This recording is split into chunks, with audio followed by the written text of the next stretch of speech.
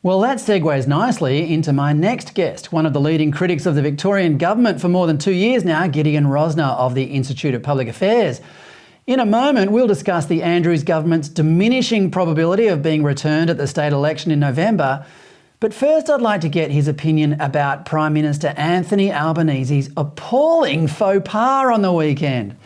As we all know, Albo met King Charles at Buckingham Palace on the weekend. He said protocol prevented him from divulging what was discussed. But Albo just couldn't resist it. He said, quote, "King Charles, of course, has been on the record of his views over a very long period of time about environmentalist issues and including about climate change.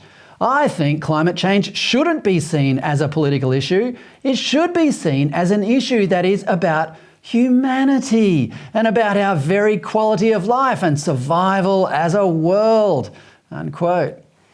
Oh, well, that's all right then. Only one problem: the climate crisis that Charles has been espousing for more than a decade and which he promised the day he acceded to the throne he would abandon is not even happening.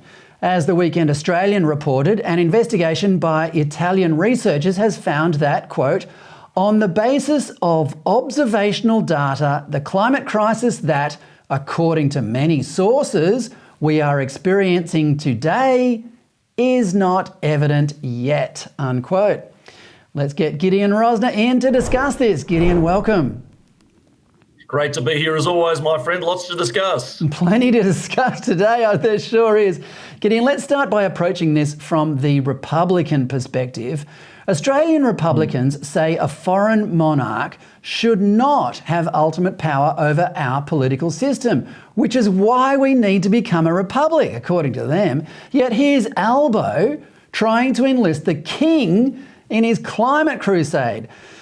Gideon, is it hypocritical for a Republican to seek help from the king in a political campaign? I don't think it matters whether you're a Republican or a constitutional monarchist or not. I think it just shows a real disrespect for our protocols and a real ignorance of how this country should be working. I mean, the reason we accept a constitutional monarchy is because of just that. It is constitutional. The elected government, all matters political, are determined by the Parliament, whether it may be Westminster or Canberra.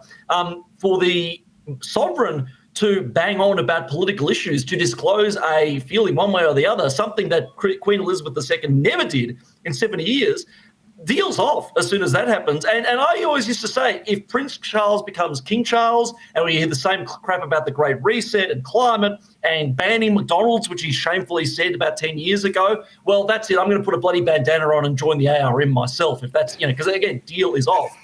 It just shows, again, it would take a Republican almost like Anthony Albanese to show such an ignorance of how our system works.